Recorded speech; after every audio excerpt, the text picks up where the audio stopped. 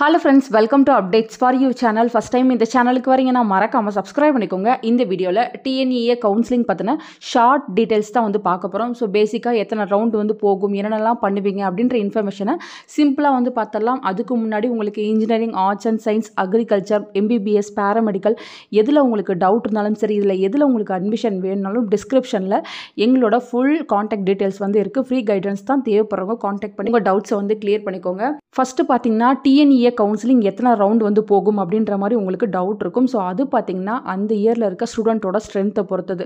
So 4 round போகலாம், இல்லை 5வது ரவுண்டு கூட போகலாம், இல்லை 3 ரவுண்டு முடியலாம். இந்த மாதிரிலாம் வந்து பாசிபிலிட்டிஸ் நிறையா இருக்குது. மோஸ்ட்லி பார்த்தீங்கன்னா 4 ரவுண்ட் ஆஃப் கவுன்சிலிங் வந்து நடக்கும். ஸோ உங்களோட கட் ஆஃப் பொறுத்து நீங்கள் எந்த ரவுண்டுக்குள்ளே வரீங்க அப்படின்றது வந்து முடிவாகும்.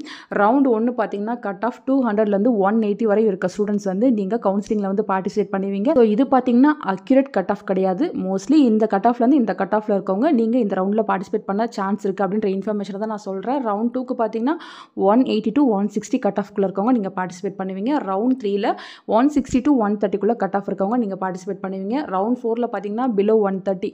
ஸோ சீட்ஸ் பார்த்தீங்கன்னா ஃபுல்லாக ஃபில் ஆகிருமானா கண்டிப்பாக ஆகாது. நிறைய சீட்ஸ் வந்து வேக்கண்ட்டாக இருக்கும். ரவுண்ட் 4ல் நிறைய அஃபிலியேட் காலேஜ் சீட்ஸ் வந்து வேக்கண்ட்டாக தான் இருக்கும். நீங்கள் தேவைப்படுறத வந்து சூஸ் பண்ணிக்கலாம். ஸோ இந்த மாதிரி ரவுண்ட்ஸ் எல்லாம் போகும். ஸோ ஃபஸ்ட்டு பார்த்தீங்கன்னா இனிஷியலாக வந்து நீங்கள் பேமெண்ட் வந்து பண்ணுற மாதிரி இருக்கும். என்ன பேமெண்ட் பார்த்தீங்கன்னா டெபாசிட்டுக்கு வந்து ஒரு 5000 பே பண்ண சொல்லுவாங்க. அதை வந்து நீங்கள் பே பண்ணுற மாதிரி இருக்கும். ஸோ அந்த 5000 பார்த்தீங்கன்னா நீங்கள் எந்த காலேஜில் ஜாயின் பண்ண போகிறீங்களோ அங்கே வந்து இந்த 5000 வந்து டிடெக்ட் பண்ணிப்பாங்க. நீங்கள் வந்து எந்த காலேஜுமே சூஸ் பண்ணவே இல்லை அப்படின்னா உங்களுக்கு அந்த 5000 வந்து ரீஃபண்ட் பண்ணிடுவாங்க. நெக்ஸ்ட்டு பார்த்தீங்கன்னா சாய்ஸ் ஃபில்லிங் ரொம்ப ரொம்ப ரொம்ப இம்பார்ட்டண்டான ஒரு ஸ்டேஜ்னால் இது சாய்ஸ் ஃபில்லிங் தான். ஸோ லாட்ஸ் ஆஃப் காலேஜ் வந்து அங்கே அவைலபிளாக இருக்கும். உங்களுக்கு வந்து எந்த காலேஜ் வந்து ஃபஸ்ட்டு ப்ரையாரிட்டி அப்படின்றத நீங்கள் தான் சூஸ் பண்ணுற மாதிரி இருக்கும். ஸோ சாய்ஸ் ஃபில்லிங்கில் எந்த காலேஜில் எந்த கோர்ஸ் உங்களுக்கு வேணும் அப்படின்ற இன்ஃபர்மேஷனை நீங்கள் தான் வந்து செலக்ட் பண்ணிக்கணும். உங்களோட சாய்ஸ் ஃபில்லிங்கை பொறுத்து தான் வந்து உங்களுக்கு சீட் வந்து அலாட் ஆகும். ஸோ நீங்கள் தான் வந்து சாய்ஸ் ஃபில்லிங்கை பார்த்து பொறுமையாக கரெக்டாக வந்து பண்ணணும். இன்கேஸ் நீங்கள் சாய்ஸ் ஃபில்லிங்கை பண்ணாமல் விட்டுட்டிங்கன்னா அதுவே வந்து ஆட்டோமேட்டிக்காக சில சாய்ஸை வந்து எடுத்துகிட்டு உங்களுக்கு காலேஜ் வந்து அலாட் பண்ணிடும். ஸோ பார்த்துக்கோங்க. நெக்ஸ்ட்டு பார்த்தீங்கன்னா டென்டேட்டிவ் அலாட்மெண்ட்ஸ். ஸோ பேஸ்டான உங்களோட கட் ஆஃப் உங்கள் சாய்ஸ் ஃபில்லிங்கை பொறுத்து உங்களுக்கு வந்து காலேஜ் வந்து அலாட் பண்ணி கொடுப்பாங்க. ஸோ உங்களுக்கு அலாட் பண்ணுற காலேஜ் உங்களுக்கு பிடிச்சா நீங்கள் வந்து எடுத்துக்கலாம். இல்லை எனக்கு பிடிக்கல அப்படின்னா நீங்கள் தாராளமாக ரிஜெக்ட் கூட பண்ணிக்கலாம்.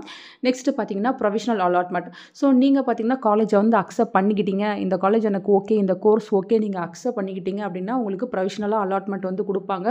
ஸோ அதில் பார்த்தீங்கன்னா உங்கள் application number, admission number, name, community category, course, college allotted, branch allotted, quota, எந்த கோட்டாக்குள்ளே நீங்கள் வரீங்க, எல்லா இன்ஃபர்மேஷனுமே ஒரு ரிப்போர்ட்டில் மென்ஷன் பண்ணி உங்களுக்கு கொடுத்துருவாங்க. அதுக்கப்புறம் பார்த்தீங்கன்னா நீங்கள் உங்கள் காலேஜில் வந்து ரிப்போர்ட் பண்ணுற மாதிரி இருக்கும். நீங்கள் ரிப்போர்ட் பண்ண போகும்போது உங்கள் அலாட்மெண்ட் லெட்டர், உங்கள் ஒரிஜினல் சர்டிஃபிகேட், ஸோ தேவையான நெசசரி டாக்குமெண்ட்ஸ், ப்ரூஃப்ஸ், அதுக்கப்புறம் பார்த்தீங்கன்னா டெபாசிட் பேமெண்ட் ஸ்லிப், நீங்கள் ஒரு 5000 டெபாசிட் பண்ணியிருப்பீங்க, அதோட ஸ்லிப் எல்லாமே வந்து நீங்கள் கொண்டு போயிட்டு உங்கள் காலேஜில் எல்லாத்தையுமே வெரிஃபை பண்ணிவிட்டு உங்கள் அட்மிஷனை வந்து கன்ஃபார்ம் பண்ணிவிட்டு வந்துடணும். நெக்ஸ்ட்டு பார்த்தீங்கன்னா சப்ளிமெண்ட்ரி கவுன்சிலிங். ஸோ சில பேர் பார்த்தீங்கன்னா சரியான டைமில் வந்து கவுன்சிலிங் அட்டன் பண்ண முடியாமல் போயிருக்கும், இல்லை வேறு ஏதாவது கோர்ஸ் ஜாயின் பண்ணலான்னு வெயிட் பண்ணிட்டு இருந்திருப்பீங்க, அந்த கோர்ஸ் கிடைக்காம இருந்திருக்கும். ஸோ அந்த மாதிரி இருக்க ஸ்டூடெண்ட்ஸ்லாம் நீங்கள் சப்ளிமெண்ட்ரி கவுன்சிலிங் வந்து அட்டன் பண்ணலாம்.